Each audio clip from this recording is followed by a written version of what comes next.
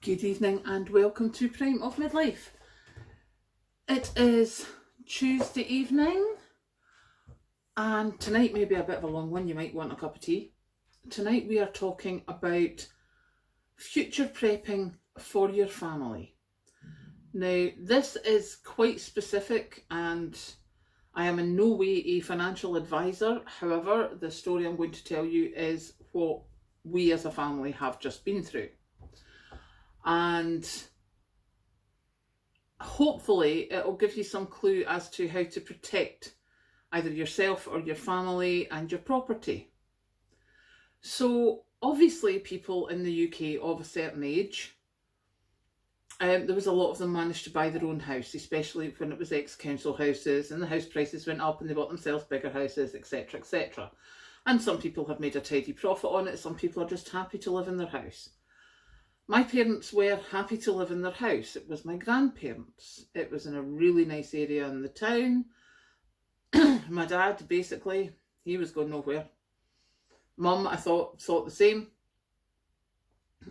What I didn't realise is that when they owned that house outright, if they needed care, the house would have to be sold. And what happened was Dad got ill first. He got ill maybe 5, 6, even more years ago, like death's door ill, and miraculously survived. So that was great. Just when COVID hit, like literally before the first lockdown, but when they had started wearing masks and you couldn't go into the hospitals, Dad got ill, started hallucinating, etc., and he got taken into hospital. And when he was due to come out, Mum said, I can't cope, so Dad had to go into care. So that was fine. Dad went into care, went into a local care home. I went over to see him when we could because COVID. And Mum stayed in the family home. I was up and down, stayed sometimes, didn't stay other times. Mum wasn't terribly happy with that. She didn't like being on her own. But what we had also realised maybe a few years before was that Mum had dementia. Now, it wasn't too bad. Once Dad had gone into the care home though, and I wasn't there 24/7, it got a lot worse. So I stayed with Mum for probably about 6 months. Until it got to the stage of, no, she's going to have to. Now, we thought about going for sheltered housing. She wanted to go to sheltered housing. She wanted to be in the centre of town because where she was relatively isolated, especially because she didn't drive, thankfully. So Mum wanted to go into the centre of the town. So we went and we got her a sheltered housing flat, you know, got the rent, signed the forms, everything like that. Even got the guys at work to paint it for me, bless their little cotton socks. And the day before she was supposed to move in, Mum just went, no. So cancelled that. And then got the phone calls at work, like 3 phone calls in 5 minutes when your boss is standing beside you. And then I got the phone call from somebody who had been running past the house and Mum was out in the road crying, looking for me. So we had a discussion and she'd said that she just wanted to be with people. So, care home. So we got Mum arranged into a care home. Didn't take minutes before the council's like, you know that you've only got 12 weeks before you have to start paying. I thought, what? Yeah, for both of them. Sorry? So, it seems that as long as Mum had stayed in that house while Dad was in care, as long as one of them was there, we could have kept the house. But because Mum and Dad were both in care, the house had to be sold. Now, I had been living there for 6 months, which could have been a thing, but I have a mortgage on my property. And because I own a property, I am not homeless. Therefore, me living in my parents' house does not count. My daughter is also on this mortgage, so her living in that house does not count. Renting out the property still doesn't count. The council may agree to let you keep the property and they'll just take the proceeds for the rest of your debt. There is no guarantee in that. The sensible option would have been when Mum and Dad made their wills with their power of attorney, which they did. Please, please get that done if you haven't done it. And power of attorney is the best thing ever because it saved me so much hassle.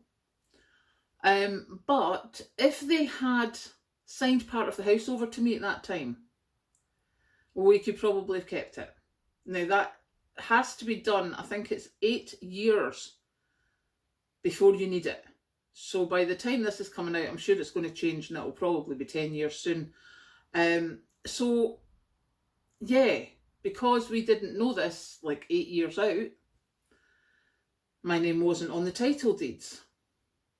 Now the council will pay for 12 weeks and then you're on your own. So because of where the house was, I was like, I'll Airbnb it. Do you know, I can make enough money. We knew Dad wasn't going to last forever, bless his little cotton socks. And I'm like, I can make enough money. So we started, but then the second wave of COVID hit. And by the time we had cleared the house out, had got it to sort of Airbnb standard, that was just when the second wave of COVID hit. And I was over 20 grand into the care homes. Now, even if you make decent money on Airbnb, having a 20 grand debt over your head is not good. So I had to make the decision to sell the house. Now, for me, that was heartbreaking. Trust me, you do not want me to go into that. That's just, it had to be done. It was done. End of. So we had to sell that house. So now we're just waiting on the money running out. Mum's still got the fees. As I say, we lost Dad, but he was paid up to date. Now we're still paying Mum's fees. And I think it's as long as she's got over 29,000, then we have to pay privately.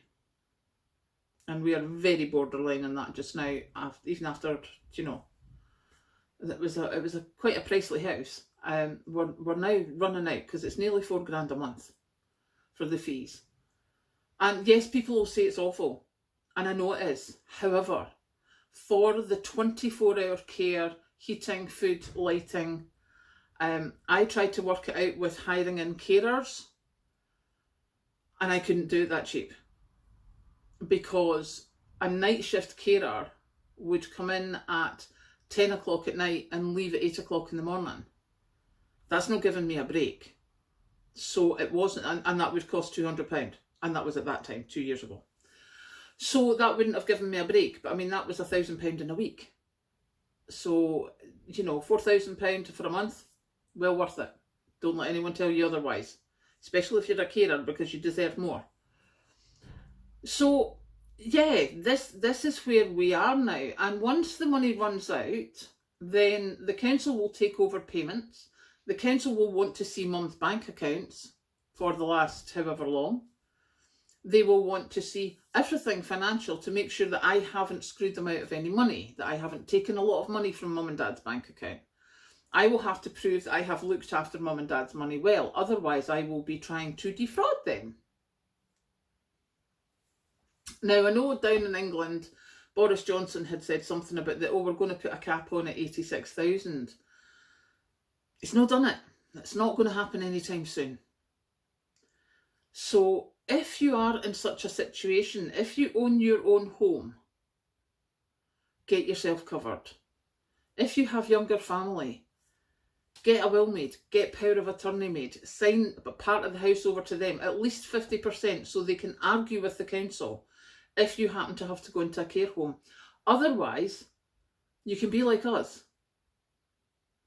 And the house that we thought we were going to move into when Mum and Dad had to go into care, or when they died, the whole plan was that this wee house that you see here would be rented out to someone local, and we would live up at my Mum and Dad's house, and the rent from here would pay for the upkeep of that house as I got old and decrepit. That's not going to happen now. We've sold the house, so I still have this mortgage until I'm 70, I think it is. Oh joy. And the family home's gone. So if you are remotely in that situation, please do something about it. please get your paperwork up to date. And if there is anything remotely that you think, if your parents are in that situation, please have the conversation with them. Feel free to show them this video. Feel free to message me. I'm happy to try and help. As I say, I'm not a financial advisor, but we have lost everything that my parents worked for. Everything. And they worked hard, and they made a decent wage, and they had a good life. And they thought they were leaving my daughter and I a good life. And there's nothing. There will be nothing by the time Mum goes. So be careful. And just on a finishing note, while I was having this thought, why, when all this is happening, why are the councils not buying these houses and using them for rentals? Why are these houses going on the open market? I mean, the council should still buy them at market rate, but they should buy them just at whatever the surveyor says they're valued at. Why are they not doing that? I think it's ridiculous. Councils do not have enough homes to put people in. So why are they not, when they force someone to sell a home to pay for their care, why is the council not buying it at market value and renting it out? Huh? Because eventually it would work out. I think it's ridiculous. They're forcing us to sell. They're getting no benefit of it apart from the however much it saves them per month. And then once, you know, Mum and Dad go, there's nothing. Whereas if they had bought the house, they'd have been making a goodly rent for years and years and years, forever. Why not? Why is that not getting done? And that was just my wee thought today. So there you go. Now it is time to go and sit and have a rest and possibly pour a drinky, because I've just been to see Mum and it wasn't the best. But it made my brain start all this, so I thought I'm just coming down to video it. I know it's not my normal stuff, but I think it's really important to know because it might stop you losing everything. So I'll catch you later.